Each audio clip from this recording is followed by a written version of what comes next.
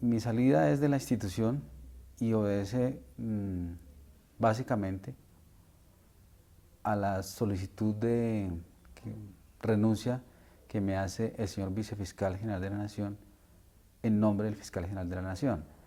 En la semana que está transcurriendo y que termina el lunes, exactamente hacia las 3:30 de la tarde, el doctor Perdomo, señor Vicefiscal General de la Nación, me convoca a su despacho, como siempre muy amable conmigo, muy deferente y muy cordial. Me expresa una voz de gratitud a nombre de la institución por el trabajo que se ha venido realizando. Me dice que solo hay palabras de reconocimiento y me repite que no hay ninguna queja, ninguna recriminación, ningún reproche, pero que el señor Fiscal General de la Nación ha decidido que me haga a un lado y que necesita disponer de la Fiscalía a mi cargo.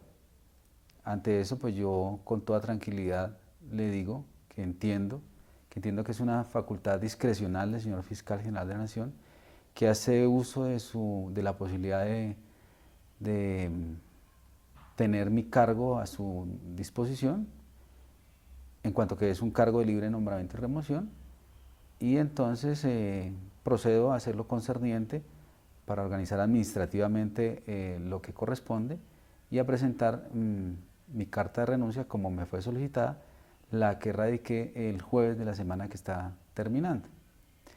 Se me dice además adicionalmente por el doctor Perdomo, señor vicefiscal, que desean hacer una reorientación del caso. Y en esas condiciones, pues yo, respetuoso de esa decisión, procedo en consecuencia.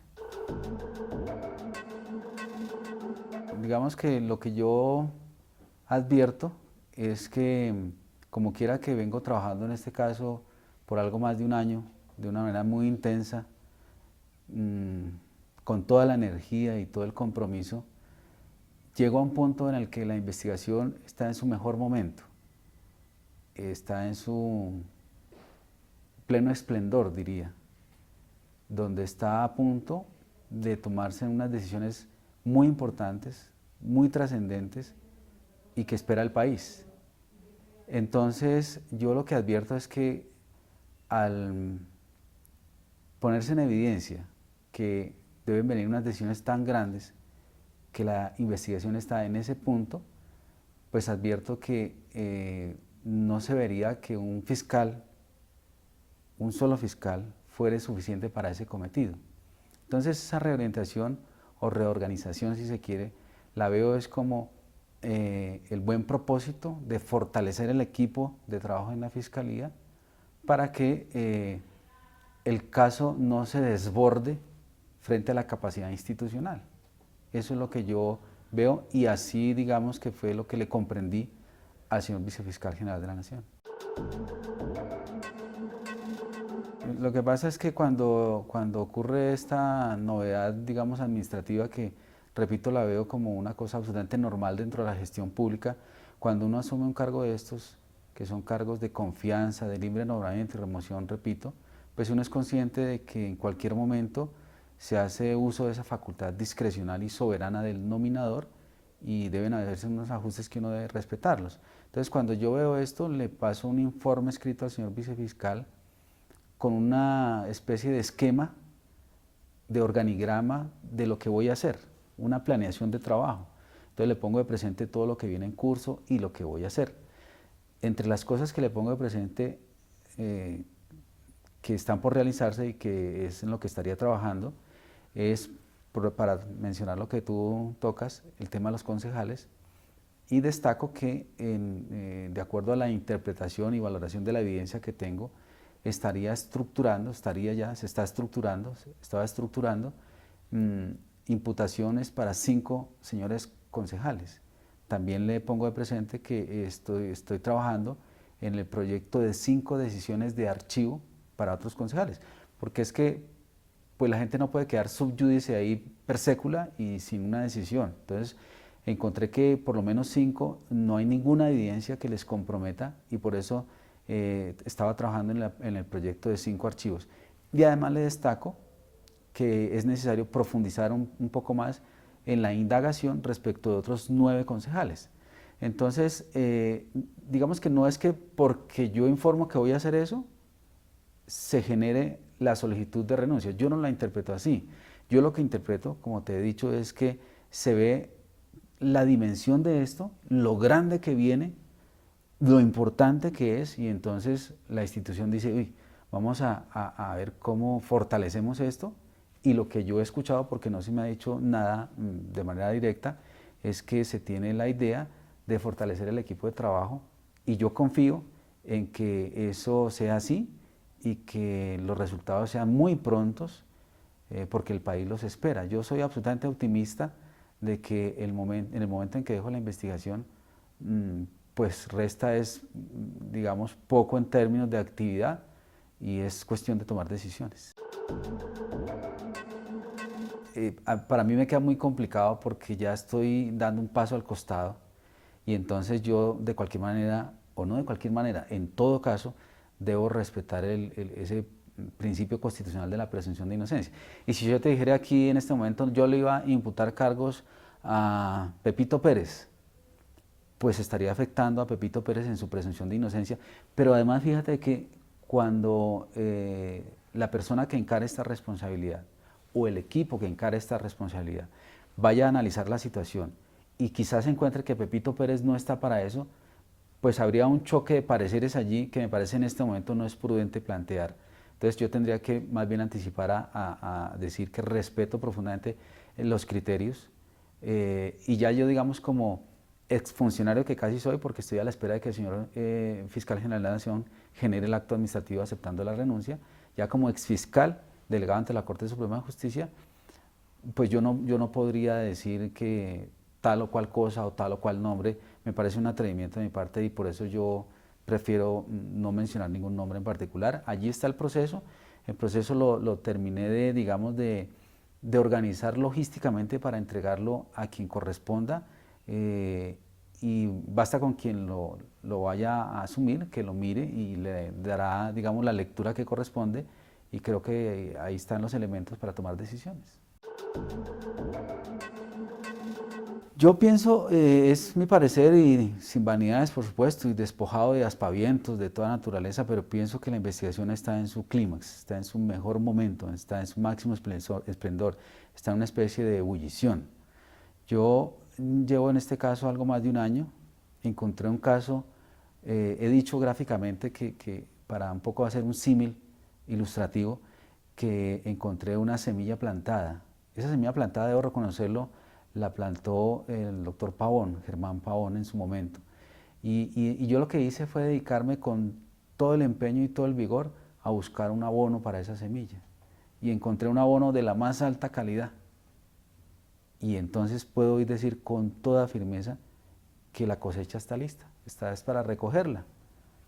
Y hay que recogerla pronto, porque algún fenómeno meteorológico no vaya a ser que la estropee. No convengo en que sea así.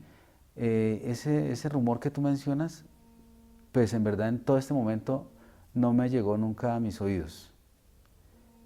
Por el contrario, siempre advertí es que había voces de reconocimiento por el avance del caso y creo que es así.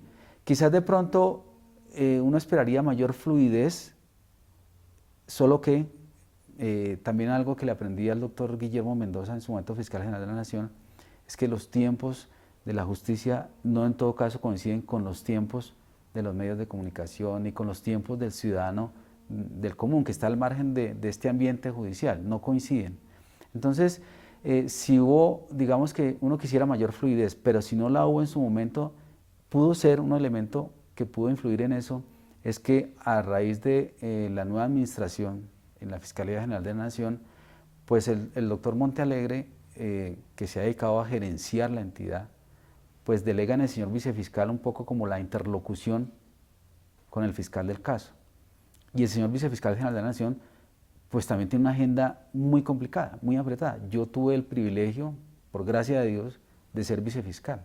Y entonces sé cómo se mueve una oficina de esas. Es bastante fatigante. Entonces, el señor vicefiscal lo que hace es delegar a su vez a unos asesores del despacho de la vicefiscalía.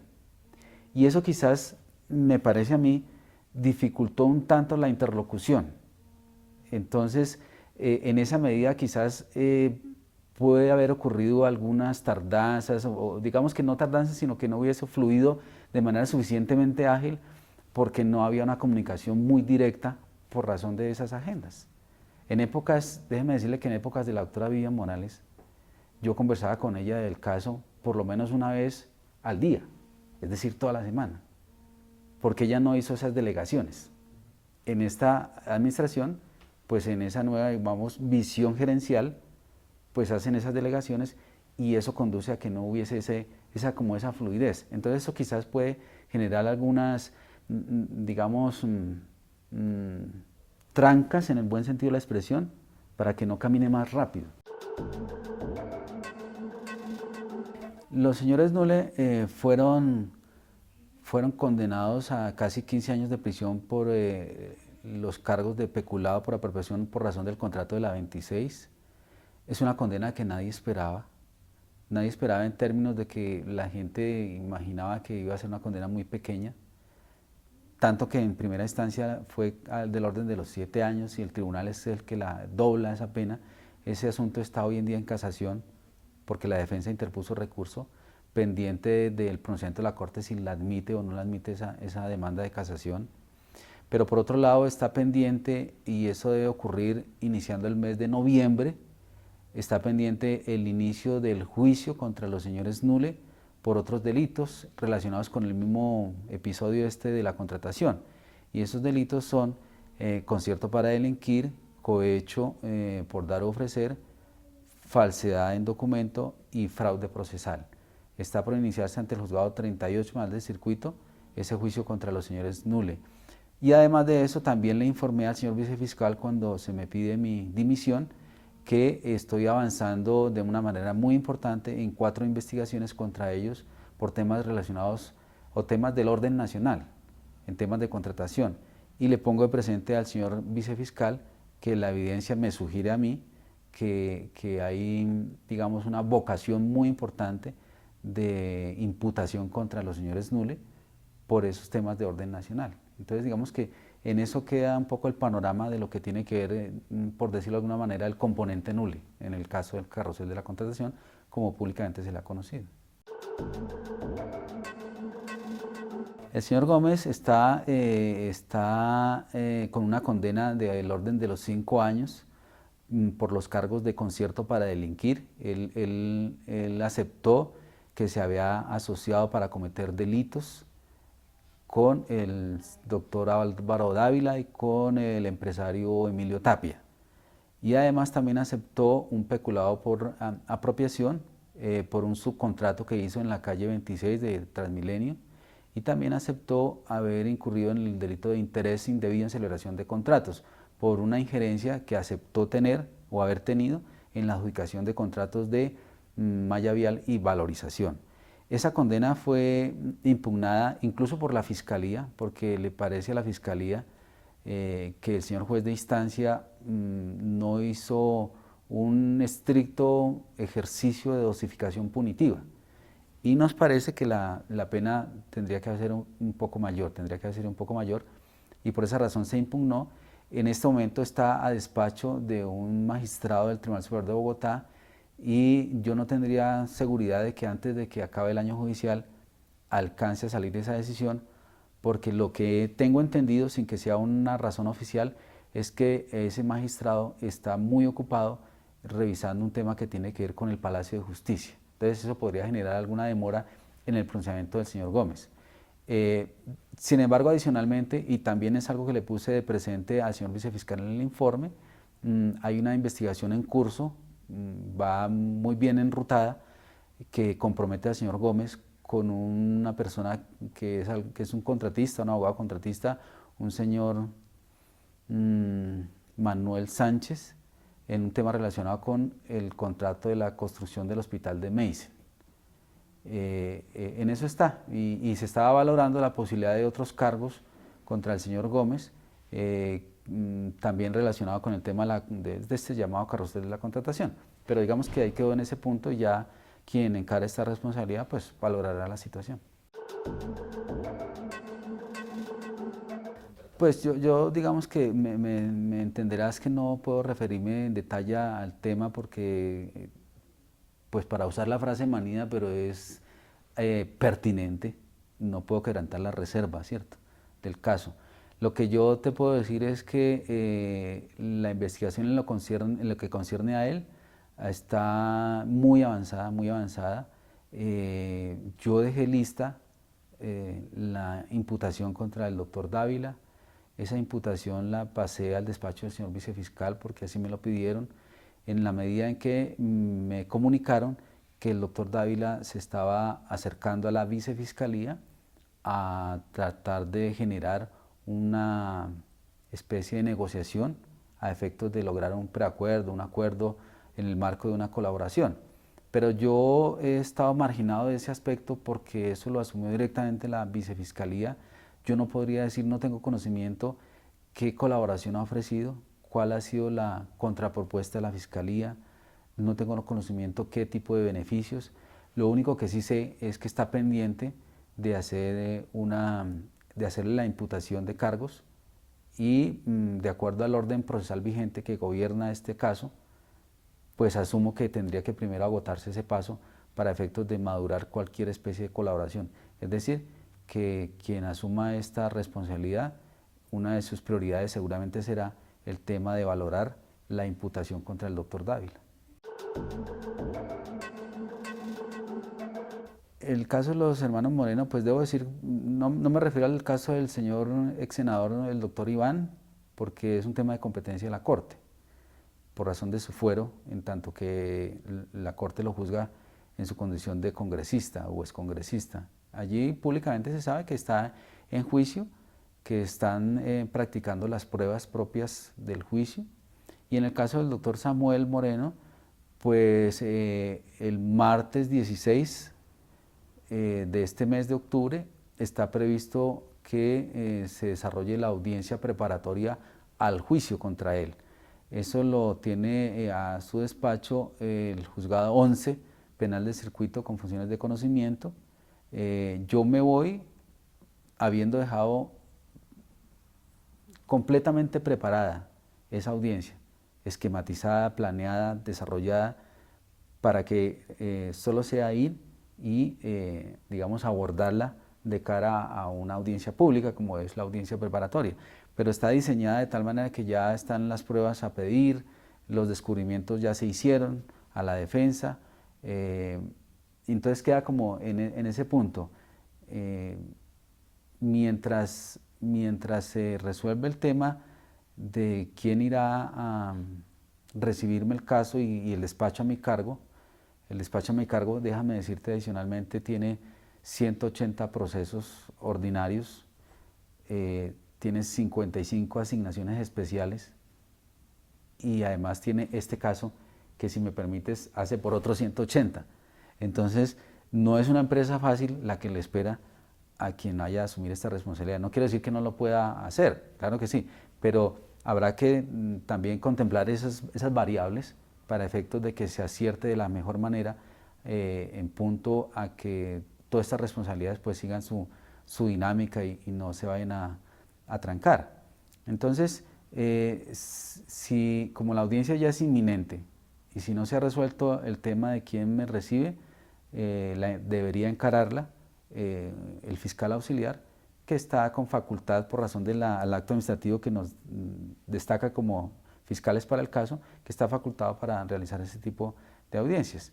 También habrá que ver qué pasa con el tema del cese judicial, porque desde el jueves de esta semana hay complicación ahí en el complejo judicial de Palo Quemado por las reclamaciones legítimas, por supuesto, de los servidores de la justicia.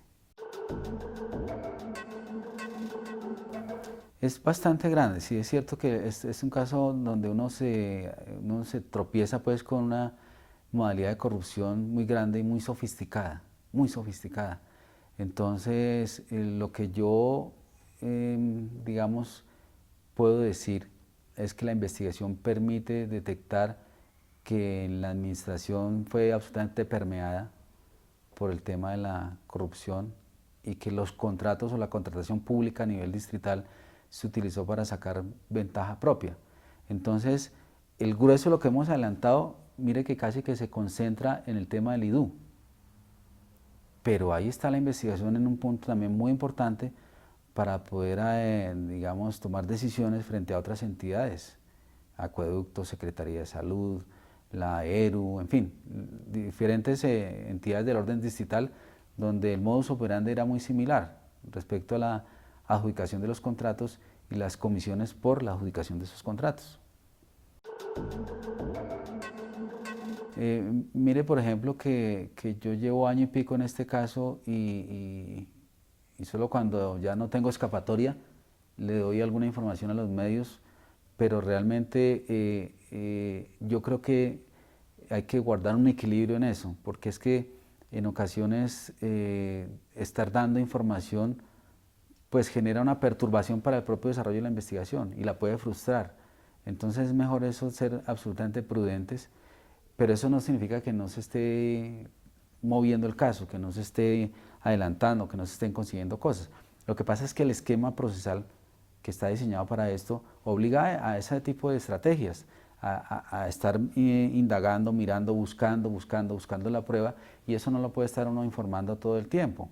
En temas, por ejemplo, que se perfilan hacia preacuerdos, a propósito de tu pregunta sobre la información, pues mire que un ejemplo a la mano es el de este señor Tapia, porque la Fiscalía ha contado con la colaboración de este señor por algo más de un año.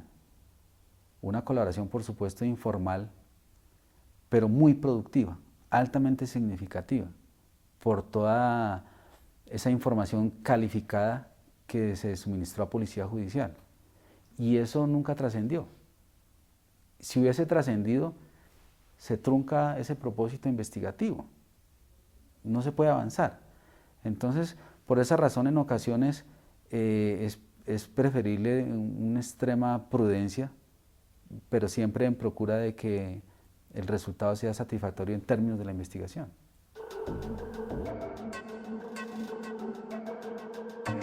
No, debo decir que no, salvo, pero yo lo atribuyo más a una reacción emocional, salvo en una audiencia que estaba en una audiencia con el caso del doctor Samuel, y terminando la audiencia, una señora se paró y vociferó un poco de cosas y me lanzó varias expresiones de grueso calibre, pero yo lo atribuyo más a una reacción como emocional, como un tema como que quizás era o es hincha furibunda del tema del anapismo, de la llamada capitana, del general, sí, eso como es, digamos, en ciertas personas muy arraigado, entonces vio que la figura pues de esa familia estaba allí procesada y atribuyó que era una cosa de una persecución mía, y entonces se levantó, explotó y empezó a lanzar improperios.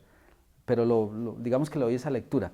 Más allá de eso no, pero por supuesto yo tengo un esquema de seguridad. El doctor Jorge Rojas, que es el director de protección de la entidad, ha sido muy celoso con eso y me ha brindado un apoyo invaluable.